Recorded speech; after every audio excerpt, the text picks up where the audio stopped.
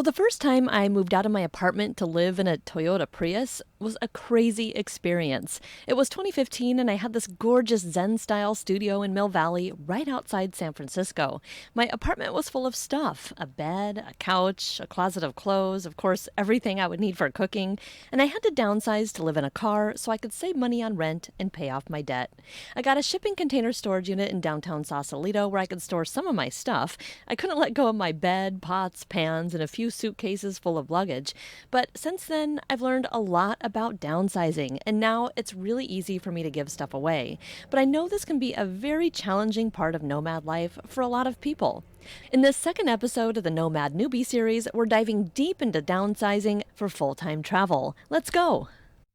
Welcome to the Wayward Home Podcast, all about van life, boat life, and nomadic living. We'll bring you tips, interviews, and stories from the road and on the water. Now, here's your host, Kristen Haynes. Hey there, my name is Kristen Haynes with thewaywardhome.com, and I spend half the year in my Sprinter van and half on a sailboat in Mexico, and I hope to inspire you to pursue your nomadic living dreams. It's time for the second episode of our Nomad Newbie Series, where we've compiled some of the top tips from our guests on the hottest topics for aspiring nomads, like how to make money on the road. You can catch that one on my last episode, episode 56, how to downsize, and how to stay connected from wherever you are. If you've been wanting to ditch conventional life to hit the road or the waves, but you're feeling overwhelmed by all the information out there, then the Nomad Newbie Series is here to boil it all down for you. Our topic this week is how to downsize for full-time travel. Let's get into it. You get your first job and you go buy your BMW. You know what I mean? It's like all of a sudden you get this self-worth that's attached to, a Gucci purse, really nice set of shoes, your first apartment. That's Chris DeCroce, who downsized out of a house in Nashville to live aboard a small sailboat in search of a simpler, more meaningful life. We attach this self-worth and maybe our success to our stuff. So when it comes time to get rid of that stuff, we have this huge emotional barrier because we feel like, well, if I sell that BMW, then I'm admitting that maybe I'm getting rid of my self-worth. So the mindset is once you can figure out how to break that and say, you know what, this BMW has nothing to do with my self-worth. It's just a car. Then it becomes a lot easier to make that change. Chris might be a downsizing expert now. He's written a book called Downsizing for a Tiny Life and has a course by the same name. But it wasn't always easy for him and his wife, Melody. It was hard at first because Mel had a bunch of really nice, she had a walk-in closet just for her shoes.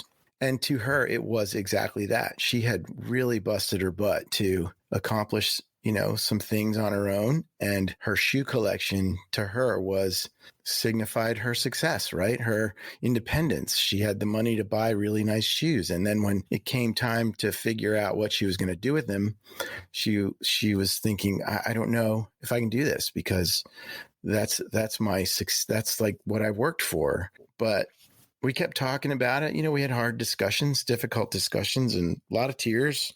And there was a ton of fear. I mean, it certainly wasn't easy because we didn't know what we were going to do. We didn't even know if we would like living on a boat. I mean, I was an avid sailor, but she hadn't sailed that much, and she certainly hadn't lived on a boat. Neither had I. But they decided to trust the process. We started donating a lot of stuff to like needy families and stuff. And that was really the game changer for us. We were like, wow, look at what this little crock pot did for this single mom down the street. Like she was totally jacked up and so psyched for it. So now we got then we got fired up and we set goals financially. Like if we sell this, we want to have this much money. Let's try to make this much money from the stuff we can sell. And then let's try to donate to, veterans group or needy families in the area. So we turned the whole thing into a game, which made it a little easier, but it's never easy. I don't think it's ever easy. For a while, Chris had a hard time himself with a few particular items, his beloved music gear. I had attached a bunch of my memories to my musical gear, and I thought if I got rid of the gear, then the memory would go with it too. And that's really one of the biggest psychological things that I talk about when I do a talk about downsizing. It's the memory doesn't go with the item. It goes with the memories with you. The item is just the item. So that's the hardest part. So you've decided to downsize. It all sounds great to live a life without stuff. But first, you have to get there. If you have tons of stuff, this can all feel really overwhelming, if not impossible. Where should you even start? I always say, like, start with the junk, like easy, low hanging fruit. All the stuff that doesn't have any emotion to it, shouldn't have any emotion to it. That's where you start. Your junk drawer. It's like chopsticks, menus, batteries, old keys that you have no idea what they go to. Like, that stuff is all where you start. Really low hanging fruit that doesn't have any emotion to it. Chris says also, it's really important to know your why. Because then when you get really frustrated or scared or panicked or overwhelmed, you can say, okay, why are we doing this? Well, we want to downsize the house. We want to get out from this 4-bedroom house. The kids are gone. Or I want to quit my job and live in a van like you. I want to travel and start my own blog, and I want to be independent. So this is why I'm doing this. And that's when it gets really tough. That's what you're going to rely on. You're going to be like, oh crap, why am I doing this again? Well, this is why you're going through all this pain and hardship, because you want to create a different life. And then little tiny bites, and just be persistent. Starting out with downsizing is hard, but once you start doing it, you won't be able to stop. Trust me. It's like a snowball rolling downhill. And that's why I say start with the really easy junk stuff, that like the burnt down candles, the broken remotes, because there's no emotion there. And then once you start to get rid of that really easy stuff, the longer you do it and the more you do it, the better you'll get at it, and the less emotion that you'll have, until you get to the point where the really heavy stuff, like your grandparents, your parents' keepsake, when you get to that point, you'll have developed the muscle a little bit more. And you don't want to jump right in the first day and start to downsize your attic with all your parents' keepsake. That's the worst possible thing you could do. If you're even thinking about it, start now. Take an hour on a Sunday and go into the garage and start small. Take small bites, and by the time you're done, you'll be leaving your house in a van. So today we're talking about quitting everything and jumping into the nomad life. I'm really excited to talk about this because we all start there somewhere.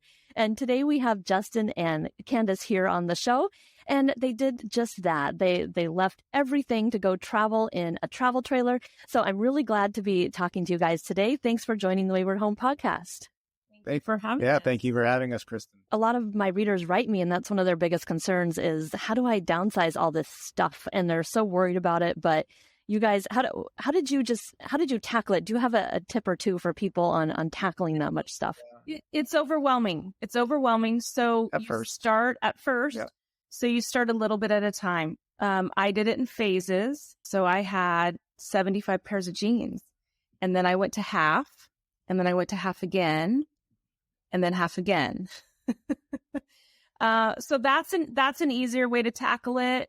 And then looking around at what do you really, really use daily and need. Yeah, there's stuff that sits in storage units for years. You're like, I obviously don't need it if it's been there for 2 or 3 years, right? And also for me, I like thinking about it that this could go to someone who uses it. I don't use it. I haven't used it. I would like someone to have it that will use it.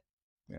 And one of the other things that Kandace always brings up is, all right, you spent $50 on this item, but you're also spending $50 or $100 or whatever it is to store it in a unit, right? If you are storing your excess stuff somewhere, and it's like over 2 or 3 years, how much more are you paying for that thing that you're not using? Yeah, you could so rebuy that's another way to think about it. You can just rebuy it after the year if you really need it, if you want it.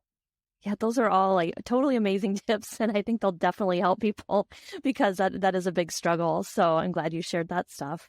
We started a year in advance. I think that's important for people too. Don't leave it to the last month. Yeah. Start way in advance. It'll be overwhelming otherwise. Yeah. And then you may never do it. Totally. Yeah, that's what happens to people. Mm-hmm. Yeah, their stuff stops them from doing and living the life they really want to live. So you guys did that, got rid of your stuff, downsized, got in the trailer, and started your journey. So what was the biggest adjustment you had to make between the house and living in the trailer full time? So we kind of did that in stages too, which was a nice transition. After Kandace sold her condo, we moved into a 450 square foot like a in-law unit, and we lived there for 4 or 5 months before we left. So we went from 1,100 square feet, 1,200 square feet to 450 to then whatever the camper is, I don't know, 100 square feet. So that adjustment was done in stages and helped us. Anything else you guys wanted to say to people considering this or about your experiences that we missed? Just do it. You only live once. Do it. So that's the wing it mentality. I'd say put some planning into it, do the research, listen to podcasts, but it is a freeing experience. And if you have the savings, and even if you don't, there are people like you way to make it work who work. But there's the working nomadic lifestyle. And I think so many people say, I can't do that. I can't do that.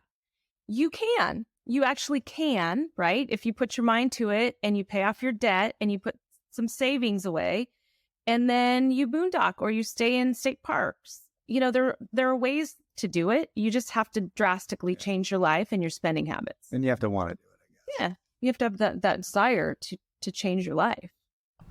I hope you enjoyed this episode of the Nomad Newbie Series. If you want to learn more about the van life essentials I recommend, I created a multi-page checklist for you with links to all my favorite things. You can download that checklist at thewaywardhome.com/checklist or click the link in the show notes. Thanks so much for listening to the second episode of our Nomad Newbie Series on the Wayward Home Podcast. I'll see you next time.